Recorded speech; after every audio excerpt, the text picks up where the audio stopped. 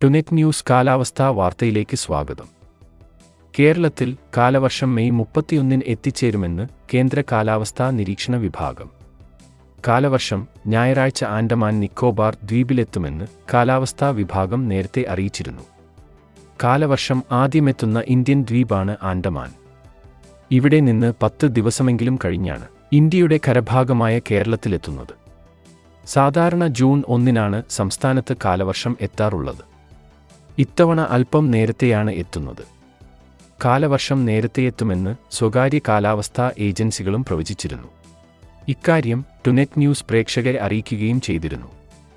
2005-ലാണ് കേന്ദ്ര കാലാവസ്ഥാ വിഭാഗം മൺസൂൺ പ്രവചനം തുടങ്ങിയത്. 4 ദിവസത്തെ മോഡൽ പ്രവചന വ്യതിയാനത്തോടെയാണ് പ്രവചനം നടത്തുക.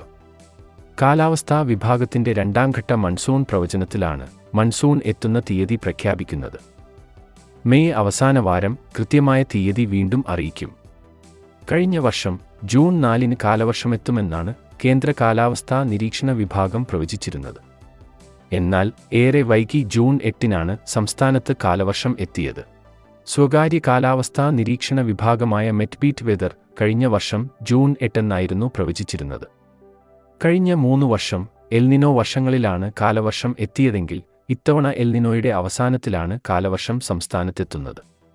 ജൂൺ മുതൽ സെപ്റ്റംബർ 30 വരെയാണ് കാലവർഷ സീസൺ. രാജ്യത്ത് കാലവർഷം ആദ്യമെത്തുന്നതും അവസാനം വിടവാങ്ങുന്നതും കേരളത്തിലാണ്. അതിനാൽ കാലവർഷം കൂടുതൽ നീണ്ടുനിൽക്കുന്നതും കേരളത്തിലാണ്. കേരളത്തിലെത്തുന്ന കാലവർഷം വടക്കേ ഇന്ത്യയിലേക്ക് പതിയെ പുരോഗമിച്ച ശേഷമാണ് പിൻവാങ്ങുക. ഇത്തവണ കാലവർഷത്തിൽ കേരളം ഉൾപ്പെടെ മിക്ക സംസ്ഥാനങ്ങളിലും സാധാരണയിൽ കൂടുതൽ മഴയാണ് പ്രവചിക്കപ്പെടുന്നത്. കാലാവസ്ഥാ വാർത്തകൾ കൃത്യമായി ലഭിക്കാൻ ചാനൽ സബ്സ്ക്രൈബ് ചെയ്യുക. നന്ദി.